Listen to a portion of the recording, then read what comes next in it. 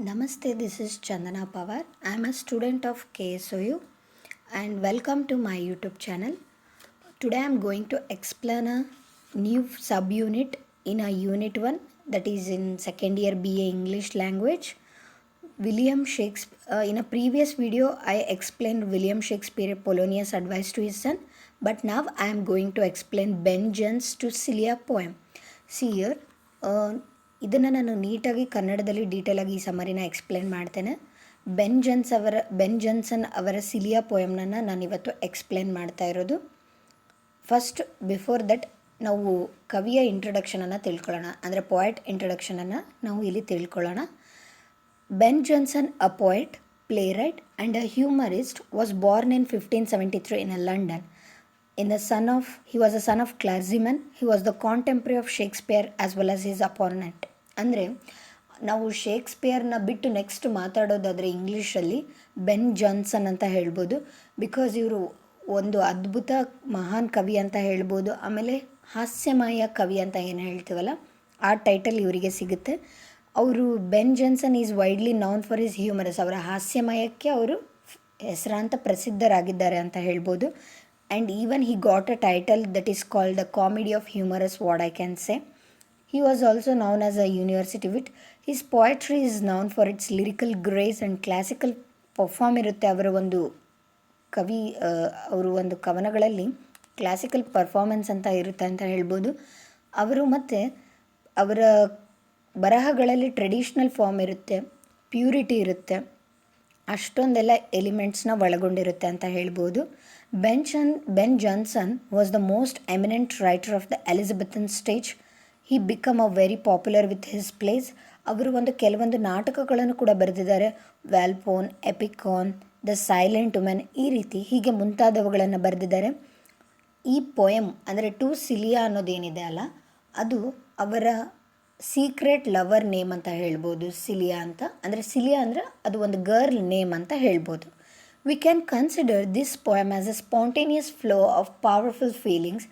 ಇದು ಒಂದು ನಿರರ್ಗಳವಾದ ಕಂಟಿನ್ಯೂಸ್ ಭಾವನೆಗಳನ್ನು ಅವರ ಪ್ರಿಯತಮಗೆ ಹೇಳಿಕೊಳ್ಳುವಂಥ ಪೊಯಮ್ ಇದು. ಇದರಲ್ಲಿ ನಾವು ಹೇಗೆ ಅವರ ಪ್ರಿಯತಮೆಯನ್ನು ವರ್ಣಿಸಿದ್ದಾರೆ, ಎರಡು ಥೀಮ್ನ ಇಟ್ಕೊಂಡು ವರ್ಣಿಸಿದ್ದಾರೆ. ಅದು ಯಾವುದಂತ ನೋಡೋಣ. ಈಗ ಪೊಯಮ್ಗೆ ಬರೋಣ. ಟು ಸಿಲಿಯಾ ಅಂದರೆ start line drink to me only with thine eyes ಅನ್ನೋದ್ರಿಂದ ಸ್ಟಾರ್ಟ್ ಆಗುತ್ತೆ. ಪೊಯಮ್ ಬಂದುಬಿಟ್ಟು drink to me only with thine eyes. ಈಗ ಲೈನ್ ಬೈ ಲೈನ್ ಸಮರಿನ ಎಕ್ಸ್ಪ್ಲೇನ್ ಮಾಡ್ತಾ ಹೋಗ್ತೀನಿ, ಗಮನ ಇಟ್ಟು ಕೇಳಿ. Drink to me only with thine eyes ಅಂತ ಅಂದರೆ, ಥೈನ್ ಅಂದರೆ ನಾನು ಅಲ್ಲಿ ಕೆಲವೊಂದು ವರ್ಡ್ಸ್ನ ಮಾರ್ಕ್ ಮಾಡಿದ್ದೀನಿ. ಥೈನ್ ಅಂತಂದರೆ ನಿನ್ನ ಅಂತ ಅರ್ಥ, ಅಥವಾ ನಿಂದು ಅಂತ ಅರ್ಥ. Drink to me only with thine eyes ಅಂತಂದರೆ ಅವರು ಹೇಗೆ ಬರೆದಿದ್ದಾರೆ ಅಂದರೆ, ಇಲ್ಲಿ ಅವರು ಸಿಲಿಯಾಗೆ ಹೇಳ್ತಾ ಇದ್ದಾರೆ, ನೀನು ನನ್ನ ಕಣ್ಣಿನಿಂದ ಪ್ರೀತಿಯನ್ನು ಅಮೃತವಾಗಿ ಕುಡಿ ಅಂತ ಹೇಳ್ತಾ ಇದ್ದಾರೆ. ಅವರು ಕೂಡ ಅಷ್ಟೇ ಏನು ಹೇಳ್ತಾರೆ ಗೊತ್ತಾ, and I will pledge with mine. ಸಿಲಿಯಾಗೆ ಬೆನ್ ಜಾನ್ಸನ್ ಅವರು ಏನು ಹೇಳ್ತಿದ್ದಾರೆ ಅಂದರೆ, ನಾನು ಕೂಡ ಅಷ್ಟೇ ಪ್ಲೆಡ್ಜ್ ಮಾಡ್ತೀನಿ. ಏನು ಪ್ಲೆಡ್ಜ್ ಮಾಡ್ತೀನಿ ಅಂದರೆ ಇದರ ಅರ್ಥ ಏನಂದರೆ, 16th ಸೆಂಚುರಿಯಲ್ಲಿ ಬ್ರಿಟನ್ನಲ್ಲಿ ಲವರ್ಸ್ ಏನು ಮಾಡ್ತಿದ್ರು ಅಂದರೆ, ಒಂದು ಕಪ್ಪಿಗೆ at a time simultaneously kiss ಮಾಡ್ತಿದ್ರು ಕಪ್ಪಿಗೆ. ಸೊ ಹಾಗಾಗಿ ಏನಾಗ್ತಿತ್ತು, ಅದನ್ನು ಪ್ಲೆಡ್ಜ್ ಮಾಡೋದು ಅಂತ ಹೇಳ್ತಾರೆ 16th ಸೆಂಚುರಿಯಲ್ಲಿ. ಸೊ ಅವರು ಕೂಡ ಬೆನ್ ಜಾನ್ಸನ್ ಅವರು ಸಿಲಿಯಾಗೆ ಏನು ಹೇಳ್ತಿದ್ದಾರೆ ಅಂದರೆ, I will pledge with mine or leave a kiss but in the cup. ನೀನು ಮುತ್ತನ್ನು ನೀಡು ಕಪ್ಪಿಗೆ, and I will not look for wine. ನೀನು ಯಾವಾಗ ಕಪ್ಪಿಗೆ ಮುತ್ತನ್ನು ಇಡ್ತೀಯೋ ನಾನು ಇನ್ನೊಂದು ವೈನಿಗೆ ಮೊರೆ ಹೋಗಲ್ಲ ಅಂತ ಹೇಳ್ತಾರೆ. ಆ ಮುತ್ತೇ ನನಗೆ ಒಂದು ವೈನು ಅಂತ ಹೇಳ್ತಾರೆ.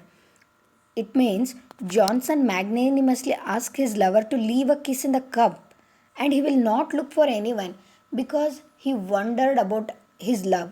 He never asked for another wine ಅಂತ ಹೇಳ್ತಾರೆ.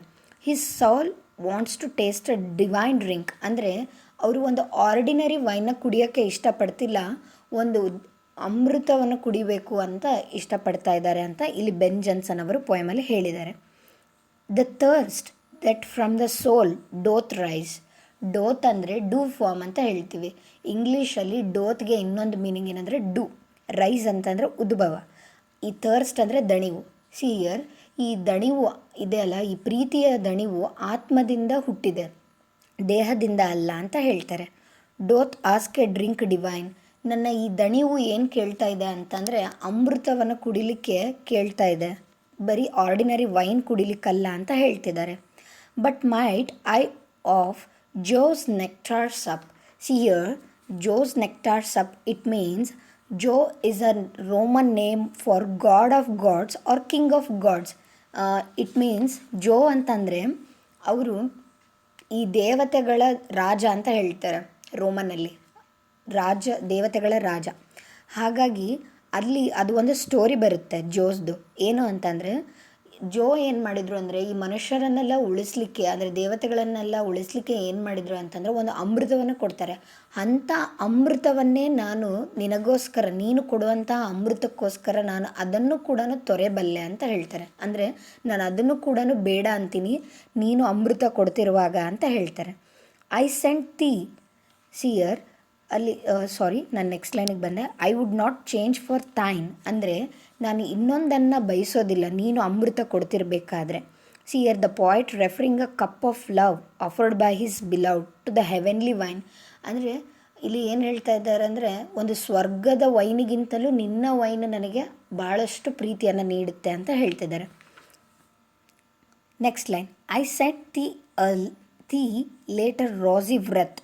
ವ್ರತ್ ಅಂತಂದರೆ ಹಾರದ ಅಥವಾ ಹೂವಿನ ಮಾಲೆ ಅಂತ ಹೇಳ್ತೀವಿ ಕನ್ನಡದಲ್ಲಿ. ತಿ ಅಂದರೆ ನೀನು, ತೈನ್ ಅಂದರೆ ನಿನ್ನ. ಇವೆಲ್ಲ ನೆನಪಿಟ್ಕೊಳ್ಳಿ, ಈಸಿ ನೆನಪಿಗೆ ಬರುತ್ತೆ.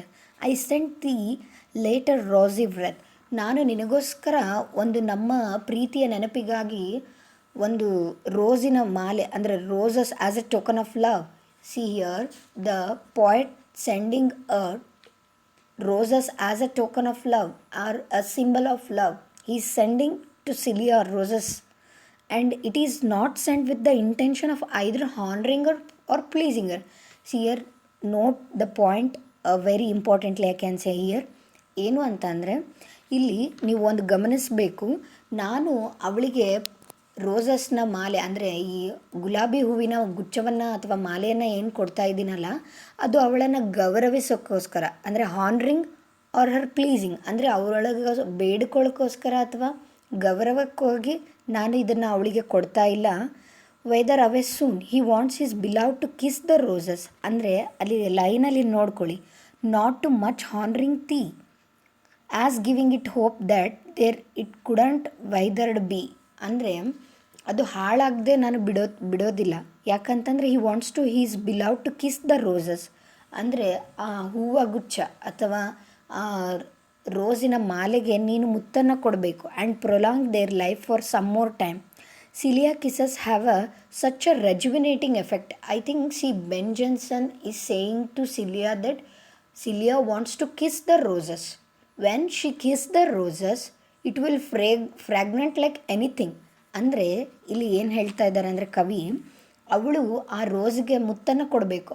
ಆ ಮುತ್ತು ಕೊಟ್ಟಾಗ ರೋಸಸ್ಸಿನ ಸ್ಮೆಲ್ ಆಗಿರ್ಬೋದು ಅಥವಾ ಸುಗಂಧ ಮಕರಂದ ಏನಿದೆ ಅಲ್ಲ ಅದು ಯಾವ ರೀತಿ ಹರಡಬೇಕು ಅಂದರೆ ಸಿಲಿಯಾ ಥರ ಎಲ್ಲೆಡೆ ಹರಡ್ತಾ ಇರಬೇಕು. ಬಟ್ ದೋ ಥೆರಾನ್ ಡಿಡಸ್ಟ್ ಓನ್ಲಿ ಬ್ರಿತ್, ಅಂದರೆ ಥೆರಾನ್ ಅಂತಂದರೆ ಅದರ ಮೇಲೆ, ನೀನು ಅದರ ಮೇಲೆ ಕಿಸ್ ಮಾಡಿದಾಗ ಆ ಸುಗಂಧ ಏನಿದೆ ಅಲ್ಲ ಅದು ಎಲ್ಲ ಕಡೆ ಹರಡಬೇಕು. And it's sent to back to me ಅಂತಂದರೆ ಅದು ನೀನು ನನಗೆ ವಾಪಸ್ ಕೊಡಬೇಕು, ಅದು ಬರೀ ನಿನಗಾಗಿ ಅಲ್ಲ, ಅದು ನನಗಾಗಿ ಅಂತ ಹೇಳ್ತಾರೆ poet. Celia kisses have such a rejuvenating effect ಅಂತ ಹೇಳ್ಬೋದು. ಅವಳ ಒಂದು ಮುತ್ತಿಗೆ ಎಷ್ಟು ವ್ಯಾಲ್ಯೂ ಇದೆ ಅಂತ ನಾವಿಲ್ಲಿ ತಿಳ್ಕೊಬೋದು. When she kiss the roses it will grow and spread it fragrance due to kisses the Celia, ಅಂದರೆ ಅದು ಆ ರೋಸಸ್ ಬಾಡಿ ಹೋಗೋದಿಲ್ಲ, ಅವಳ ಮುತ್ತಿಂದ ಇನ್ನೂ ಹೆಚ್ಚು ಬೆಳೆಯುತ್ತೆ ಅಂತ ಇಲ್ಲಿ ಪೊಯೆಟ್ ಹೇಳ್ತಾ ಇದ್ದಾರೆ. These roses will spread like a fragrance of cilia ಕಿಸಸ್. ಹೇಗೆ ಅವಳು ಒಂದು ಸುಗಂಧ ಹರಡುತ್ತೋ ಅದೇ ರೀತಿ ರೋಸಸ್ಸಿನ ಸುಗಂಧ ಕೂಡ ಎಲ್ಲೆಡೆ ಹರಡುತ್ತೆ. ಆ ರೀತಿ ಪೊಯಮ್ ಎಕ್ಸ್ಪ್ಲೇನ್ ಮಾಡಿದ್ದಾರೆ ಇಲ್ಲಿ. ಆ್ಯಂಡ್ ಲಾಸ್ಟ್ ಲೈನ್ ನೋಡ್ರಿ, since when it grows and smells I swear not of itself but ತೀ.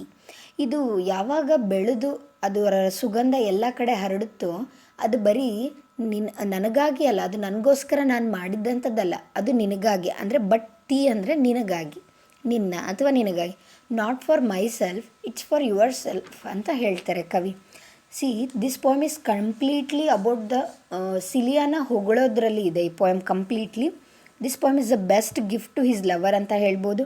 And Ben Jonson's showing his a great love to his beloved by dedicating this poem. The poet dedicating such a wonderful poem to a Celia. Celia, a secret lover of Ben Jonson. And note some theme in this poem, I can say. In the first theme, he is explaining a spiritual theme.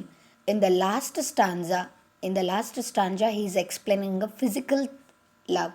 In first stanza, he explained about a spiritual love. In the last stanza, he explained a physical love, I can say. This is a short poem. ಇದು ಒಂದು ಚಿಕ್ಕ poem, but ಇದರಲ್ಲಿ ಅವರು ಇಷ್ಟೇ ಪೋಯಮಲ್ಲಿ ಅವರ ಪ್ರೀತಿನ ಹೇಗೆ ವರ್ಣಿಸಿದ್ದಾರೆ ಅನ್ನೋದೇ ಮುಖ್ಯ. This poem is the best gift to his lover and Ben Jonson shows a such a wonderful love to her beloved one. And this is a real great loving tribute. ಒಂದು ಒಳ್ಳೆಯ ಕೊಡುಗೆಯನ್ನು ಕೊಟ್ಟಿದ್ದಾರೆ ಅವರು ಒಂದು ಪ್ರೀತಿಗೆ ಮಾತ್ರ. ಇದು ಒಳ್ಳೆಯ ಕೊಡುಗೆ, ಈ ಪೋಯಮ್ನ ಕೊಡುಗೆಯಾಗಿ ನೀಡಿದ್ದಾರೆ ಸಿಲಿಯಾಗೆ. ಇಲ್ಲಿ ನೀವು ಗಮನಿಸಬೇಕಾದದ್ದೇನು ಅಂತಂದರೆ, ನೀವು ಟೆಕ್ಸ್ಟ್ ಬುಕ್ ಓಪನ್ ಮಾಡಿದಾಗ ಆ್ಯನೋಟೇಷನ್ಸ್ ಅಂತ ಇರ್ತವೆ. ಕೆಲವೊಂದು ಲೈನ್ನ ನೀವು ಚೆನ್ನಾಗಿ ರಿಮೆಂಬರ್ ಮಾಡಿ ಅಥವಾ ನೆನಪಿನಲ್ಲಿ ಇಟ್ಕೊಂಡ್ರೆ ನಿಮಗೆ ಆ್ಯನೋಟೇಷನ್ಸ್ ಅಂತ ಎಕ್ಸಾಮಲ್ಲಿ ಕೇಳ್ತಾರೆ. ಯಾವುದಾದ್ರೂ ಒಂದು line, for example drink to me only with thine eyes and I will pledge with mine, ಈ ಥರ ಕೇಳಿ ಅದನ್ನು ಎಕ್ಸ್ಪ್ಲೇನ್ ಸಾಂದರ್ಭಿಕ ವಿವರಣೆ ಅಂತ ಏನು ಕನ್ನಡದಲ್ಲಿ ಹೇಳ್ತೀವಲ್ವ, ಸಂದರ್ಭ ಸ್ವಾರಸ್ಯ ಅಂತ, ಅದು ಆ ರೀತಿ ಕೇಳ್ತಾರೆ. ಇಂಗ್ಲೀಷಲ್ಲಿ ಆ್ಯನೋಟೇಷನ್ಸ್ ಅಂತ ಹೇಳ್ತಾರೆ. ಇದನ್ನು ನೀವು ಸುಲಭವಾಗಿ ಸಮ್ಮರಿನ ನೆನಪಿಟ್ಕೊಂಡ್ರೆ ನೀವು ಆ್ಯನೋಟೇಷನ್ಸ್ನ ಬರೀಲಿಕ್ಕೆ ಹೆಲ್ಪ್ ಆಗುತ್ತೆ. ಇದೇ ರೀತಿ ಹೆಚ್ಚು ಹೆಚ್ಚು ವೀಡಿಯೋಸ್ಗಳನ್ನು ಮಾಡಲಿಕ್ಕೆ ಸಪೋರ್ಟ್ ಮಾಡಿ. ಇದು ನಿಮಗೆ ಈ ವಿಡಿಯೋ ಇಷ್ಟ ಆದಲ್ಲಿ ಲೈಕ್ ಮಾಡಿ, ಹೆಚ್ಚಿನ ವಿದ್ಯಾರ್ಥಿಗಳಿಗೆ ಶೇರ್ ಮಾಡಿ, ಸಬ್ಸ್ಕ್ರೈಬ್ ಮಾಡೋದನ್ನು ಮರಿಬೇಡಿ. Thank you.